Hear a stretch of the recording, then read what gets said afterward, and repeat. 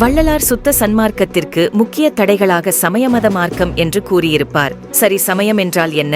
வாருங்கள் பார்ப்போம். சமயத்தில் வருகின்ற சிவாய நம என்பதற்கான பொருள், பூர்வம் சிவனை நமஸ்கரிக்கின்றேன், பூர்வம் சிவத்திற்கு என்னுடைய கருண உள்ளங்களை சமர்ப்பிக்கின்றேன். உத்தரம் ஏமசித்தி, உத்தரோத்தரம் தேகசித்தி.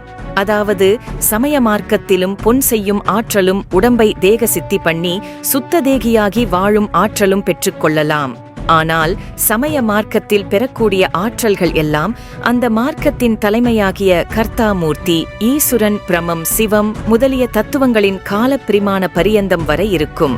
அதற்கு மேல் அது அழிந்துவிடும். ஏனென்றால் அந்த ஆற்றலை நமக்கு வழங்கும் கர்த்தாமூர்த்தி, ஈசுரன், பிரமம், சிவம் இவர்களே அழிந்து விடுவார்கள். இதனால்தான் சிவாய நம மந்திரம் பயனற்றது என்றும் சுத்த சன்மார்க்கமே சிறந்தது என்று கூறுகிறார் அருட்ஜோதி வள்ளலார்.